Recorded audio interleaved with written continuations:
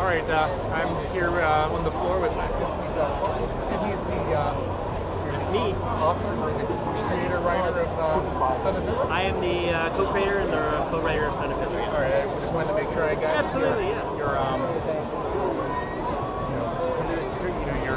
You got the props. We've been talking over email, and I've been busy, and so we kind of I dropped the ball. Yeah, you really dropped the ball. Thank Why you. am I even here? I'm out of here. No, it wouldn't be the first time. Nice. So You didn't follow me. we didn't coordinate well enough. That's true. So tell me about Son of Hitler and Bill Shakespeare and what else? Yeah, I mean, yes, we're here at New York Comic Con on Friday, October 5th. Son of Hitler, yes. You can see the poster here. Son of Hitler is a World War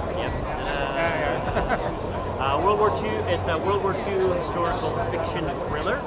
It's actually based on a real-life legend that existed at the time. There's a rumor that when Hitler was stationed in France in the First World War, he fathered a child. So this is a story about who that child was and how he was recruited by a female spy handler, a British spy handler, during the darkest days of the Second World War, and tasked with the mission to go and meet his father for the first time so he could kill him. I mean, serve as the ultimate Trojan horse. So yeah, it's sort of like a cross between Inglourious Basterds, The Dirty Dozen, Zero Dark 30, and Man in the High Castle. Originally, the story was going to culminate or climax in the bunker, so we find out what actually happened. But I came up with a twist that takes the story in a completely different direction for the third act, or for the final 40 pages, which makes it a little more relevant to what's happening today. I hate to use the term inspire, but I was sort of spurred on by a number of recent events, including the Charlottesville riots from last August, to kind of make this story more relevant. So that's what Son of Hitler is. And then beyond that, I have numerous things here at the show. I have an answer in the Hardy Boys, The Big Lie, which is a noir take on the classic characters, the classic teen detectives. In this one, Frank and Joe Hardy are accused of murdering their father, Fenton Hardy, and so they have to turn to a femme fatale-esque Nancy Drew to help clear their name. So collectively, the three have to dive into the seedy underbelly of small-town USA and figure out what exactly happened. So it's really a story about three teens who are actually good people, but they have to kind of go bad in order to find out the truth. So they're constantly complaining. So it's sort of like Riverdale. There's Ryan Johnson, who did The Last Jedi, of course. His very first one was called Brick, which was sort of a noir story told in a high school. So that was one of the inspirations behind it. And of course, the work of Ed Brubaker, all his noir stuff with Image Comics. So, and then Kill Shakespeare, the flagship title here. Ta-da! Kill Shakespeare is an action-adventure story. Where we take all Shakespeare's greatest heroes and his most menacing villains, and we put them all together in the same world, same story, same adventures. They're sort of like Lord of the Rings or Game of Thrones with Shakespeare's characters. So Hamlet, Juliet, Othello, Falstaff, Lady Macbeth, Richard III. The greatest hits collection of his characters, or as we sometimes call it, hear the drum roll, Justice League of Shakespeare. So I mean that's published by IDW, and that was originally was going to be just two volumes, but then based on demand, we have a total of 5 volumes. We have a board game, a stage production that's played in 24 cities worldwide, including the Globe Theatre in London, where it made its debut this past July, and now we're in development for television. Popcorn again.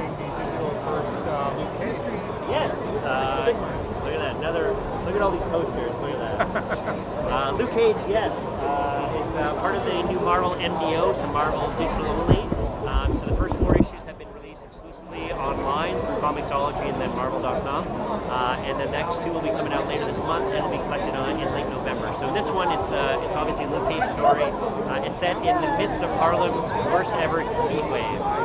And Luke Cage has to track down a serial killer.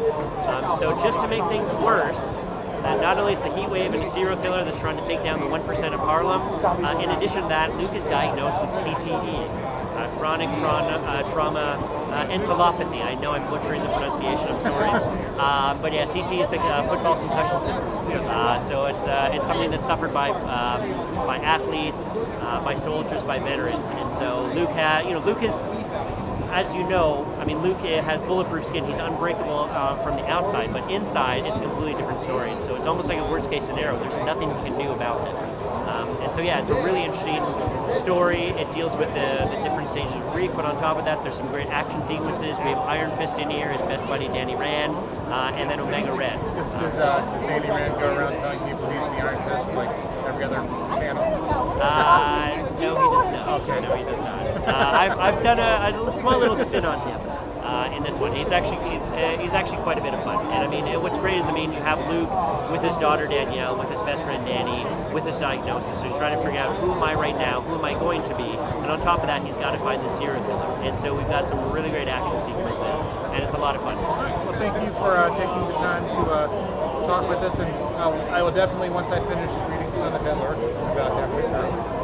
Halfway, but it's the best first half of any book he's ever read. But wait until the third act. And my assistant Michael is photobombing us right now. Well, we'll definitely